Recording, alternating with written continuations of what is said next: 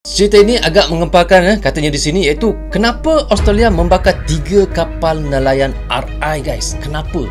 So bagaimana ceritanya? Mari kita tonton direction bersama dengan saya. Jom.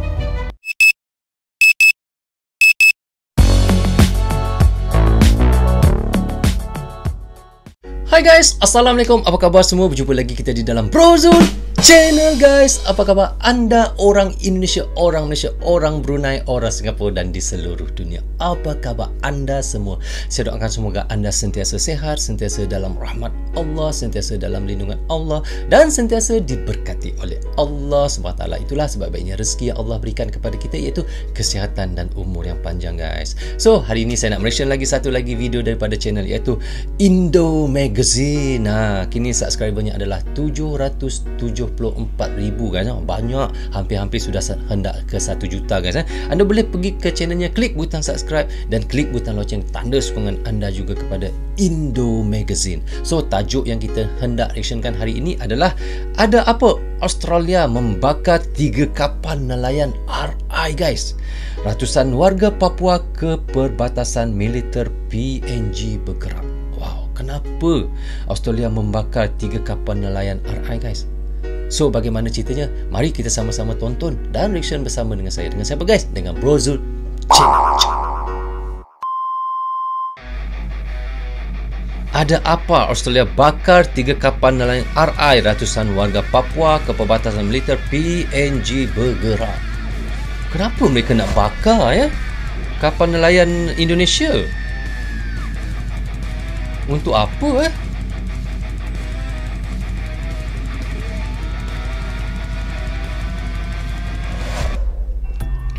Hey hey hey.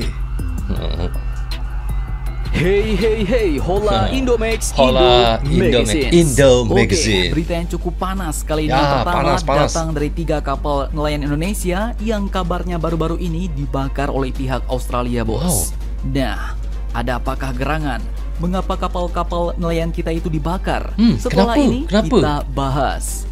Kemudian berita kedua yang cukup panas, kali ini lagi-lagi datang dari Papua, Indonesia, di mana baru-baru ini dikabarkan terdapat ratusan warga Papua yang bergerak ke perbatasan Papua Nugini, bos.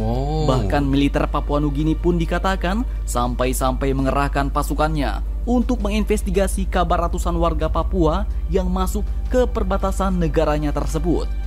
Dan yang terakhir, kabar yang cukup baik.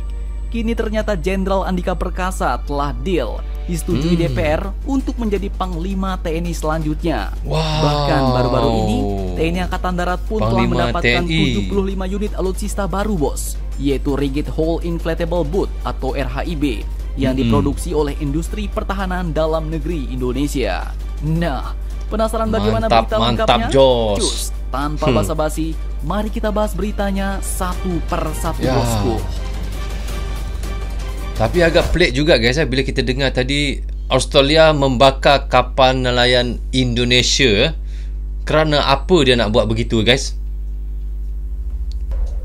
Oke, yang pertama, berita datang dari 3 unit armada kapal nelayan Indonesia yang baru-baru ini dibakar oleh otoritas perbatasan Australia. Dikutip dari beberapa sumber berita berikut, mewartakan bahwa pihak otoritas perbatasan Australia telah menghancurkan dan menyita isi dari kapal-kapal nelayan Indonesia. Dan bukan sembarangan, bos. Hal ini pun dilakukan lantaran pihak berwenang negeri Kangguru itu menganggap bahwa kapal-kapal nelayan Indonesia itu telah masuk dan menangkap ikan secara ilegal sampai di begitu wilayah perairan negaranya. Guys, janganlah bakar kan. Sedangkan Indonesia, laut Indonesia, Kepulauan Natuna, perairan Natuna tu sentiasa diceroboh oleh banyak negara. Macam-macam negara yang menceroboh perairan Natuna tu. Tetapi kan Indonesia takkan bakar kapal nelayan-nelayan tersebut. Cukup hanya menghalau mereka pulang ke negara mereka sendiri. Takkanlah sampai hendak bakar begitu. Tak baiklah. Dah lah, nelayan tu kita tahu, nelayan, kehidupan nelayan memang miskin, memang susah. Kita bakar lagi kapalnya, lagilah menyusahkan mereka. Halau dia pulang, sudah cukup sebenarnya. Tak perlu kita bakar pun, kan? Betul tak guys? Dan sebenarnya tak cuma 3 kapal ikan saja yang masuk, bos. Dikatakan selain itu masih terdapat 13 kapal ikan Indonesia yang juga ikut nongkrong santuy-santuy sambil nangkepin ikan-ikan di situ, bos.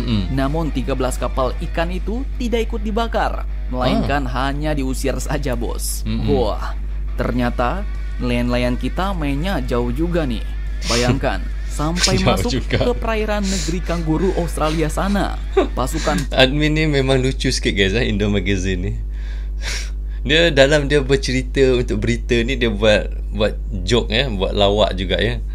Aduh, tapi memang Australia tak patut guys, tak patut membakar. Halau sudahlah kan. Kesian, nelayan adalah penduduk yang miskin. Kita tahu kalau dia kaya, dia tak jadi nelayan. Dia jadi sultan sudah. Masalahnya dia jadi nelayan tu sebab dia susah, miskin. Kenapa nak bakar? Halau sajalah. Kalau kita nak bakar, banyak lagi nelayan-nelayan daripada China datang masuk perairan Natuna tu. Indonesia tak bakar pun kapal mereka kan. Batasan Australia atau ABF ini pun merilis rangkaian foto yang menunjukkan perahu kecil berwarna-warni tersebut terbakar di permukaan laut setelah patroli 3 hari di dekat Rowley Shoal Marine Park, lepas pantai utara Australia Barat. Nah, kemudian yang bikin gregetnya di sini, bos. Komando Perbatasan Maritim Australia, yaitu Laksamana Muda Mark Hill pun mengatakan bahwa para nelayan Indonesia itu tampak tidak terkejut dengan penangkapan itu, bos. Mungkin ditangkapnya dengan cara halus kali ya. Dikatakan bahwa para nelayan itu sudah terbiasa, dan sayangnya pihak ABF pun melihat beberapa residivis atau nelayan yang pernah tertangkap itu datang lagi. Pada umumnya, para nelayan ini cukup patuh, mereka tidak agresif, dan mereka melakukan apa yang kami minta, ucap Komando Perbatasan Maritim Australia. Dan dikatakan tak ada satupun nelayan Indonesia yang ditahan atau diadili dalam insiden itu, meskipun pihak berwenang Australia telah menempuh cara tersebut sebelumnya. Wah, ternyata nelayan kita barbar juga nih ya, bos. Tapi kalau memang melanggar ya mau gimana lagi, nggak apa-apa, tangkepin aja, bos. Masalahnya jangan bakar. Saya tak setuju tu guys. Saya tak setuju. Oke, lanjut. Kemudian berita kedua yang cukup panas kali ini datang dari Papua, Indonesia. Papua. Dikutip dari banyak sumber berita berikut, mewartakan bahwa ternyata baru-baru ini pihak militer Papua Nugini telah mengerahkan pasukan pertahanannya untuk mengidentifikasi kabar 200 warga Papua Indonesia yang mengungsi melewati batas antar negara. Nah, ada apakah gerangan yang terjadi nih, bos? 200 Masih orang dari sumber berita yang sama, masuknya ratusan warga Papua Indonesia ini ke perbatasan Papua Nugini pun disinyalir akibat dari konflik bersenjata alias dor-doran yang terjadi di Papua antara TNI yang kini tengah memburu para pemberontak alias KKB. Komandan Pasukan Pertahanan PNG yaitu Gilbert Toropo pun mengatakan bahwa mereka kini tengah mencari tahu apakah terdapat pasukan tentara Indonesia yang melintasi perbatasan untuk mengejar para pemberontak. Amnesty International pun memperkirakan sekitar 180 orang warga Papua telah melarikan diri ke pos tul mobil dekat perbatasan. Mereka diketahui mengungsi setelah baku tembak terjadi di Kabupaten Intan Jaya baru-baru ini pada hari Selasa 2 November 2021 kemarin. Peneliti Amnesty International yaitu Bapak Ari Pramuditya pun mengatakan bahwa aksi yang kini terjadi adalah buah dari pembalasan militer Indonesia setelah seorang tentara terluka karena pemberontak. Nah, mari kita doakan semoga situasi di Papua kembali kondusif, aman dan tentram. Ya guys, kita harus doakan ya supaya aman cepat ya guys. Kita juga doakan keselamatan para pasukan TNI kita agar lancar, berhasil dan selamat dalam mempertahankan kedaulatan NKRI di tanah Papua, Indonesia.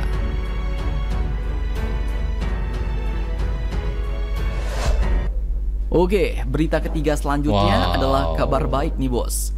Jenderal TNI AD Andika Perkasa yang kemarin baru diusulkan menjadi Panglima TNI ternyata kini telah disetujui oleh Komisi 1 DPR Indonesia setelah melalui fit and proper test. Hal itu pun dinyatakan usai uji kepatutan dan kelayakan calon Panglima TNI di DPR serta rapat tertutup selama 2,5 jam mulai pukul 10.30 sampai dengan 13 waktu Indonesia bagian Barat, Sabtu 6 November 2021 kemarin, bos. Nah, mantap. Selamat buat terpilihnya Panglima TNI yang baru nih, bos. Dan dengan persetujuan ini, Ketua Komisi 1 DPR yaitu Meutia Hafid pun menjelaskan bahwa DPR pun menyetujui pemberhentian Panglima TNI Marsikal Hadi Cahyanto yang sekaligus akan memasuki masa pensiun hingga akhir November ini. Nah, mantap jos. Selain itu, kabar yang cukup mantap juga datang dari alutsista baru TNI Angkatan Darat. Karena baru-baru ini tanggal 4 November 2021 kemarin, Menhan Prabowo pun juga menyerahkan sebanyak 75 unit Rigid Inflatable Boat atau RIB kepada Kasat yang diproduksi oleh industri pertahanan dalam negeri, yaitu PT Praba Cipta Mandiri dan PT Samudra Lautan Biru. Nah, semoga dengan penambahan alutsista dan Panglima TNI yang baru, militer Indonesia dapat semakin kuat ya bos. Jadi bagaimana menurut kalian? Jangan lupa komentar, tetaplah kalian barbar dan jangan santuy terus. Demi Indonesia maju, salam Indomax, Indo Magazine. Oke guys, kita dah reaction sama-sama tadi bagaimana kata oleh admin Indo Magazine, iaitu katanya ada apa Australia bakar 3 kapal nelayan RI. Memang kita boleh katakan di situ Indonesia pun nelayannya pun agak salah jugalah kerana masuk ke perairan Australia. Tetapi janganlah sampai dibakar kapal nelayan tersebut guys. Saya rasa macam saya tak puas hati dengan perkara ni guys. Walau bagaimanapun salahnya orang itu, dia hanya menangkap ikan, tetapi kau jangan bakar kapal nelayan. Kerana kita tahu nelayan memang asalnya memang miskin. Kalau dia tak miskin guys, dia tak jadi nelayan. Dia sudah menjadi sultan. Dia dah ada rumah besar. Dia dah tak nak jadi nelayan tu. Bukan senang jadi nelayan tu. Susah guys. Saya pun tak sanggup jadi nelayan. Memang sangat panas, susah, pening kepala saya. Kalau naik bot ke naik kapal, saya cepat mudah pening. Mungkin saya akan tertidur je. Saya tak akan buat apa-apa pun. Memang saya cepat mabuk laut kalau orang panggil. Rasanya elok dihalau saja. Dihalau sudah cukup. Tak perlulah kita bakar. Kalau andai kata dia datang lagi sekali, kita bagi warning kali kedua. Kalau dia datang kali ketiga, kita bagi dia amaran yang keras sedikit. Ataupun kita tangkap dia ke, ataupun kita bagi compound sikit ke, ataupun bagi denda sedikit ke. Tapi jangan bakar bot, jangan bakar kapal nelayan. Rasanya itu adalah tidak bagus. Sepertinya kita umpama kita marah seseorang itu, kita bakar rumah orang tu guys. Tak baguslah kan. Di mana dia untuk mencari rezeki lagi. Itulah sumber untuk dia mencari rezeki, untuk dia mencari rezeki untuk anak-anaknya yang sekolah, untuk yalah menampung kehidupan keluarganya kan. Tak elok. Memang saya tak setuju betul. Dan satu lagi berita saya ucapkan tahniah kepada, iaitu Jeneral Andika Perkasa telah dipersetujui oleh DPR untuk menjadi Panglima TNI selanjutnya. Wow, tahniah kepada iaitu Jeneral Andika. Semoga ia akan terus berkhidmat untuk TNI di Indonesia guys.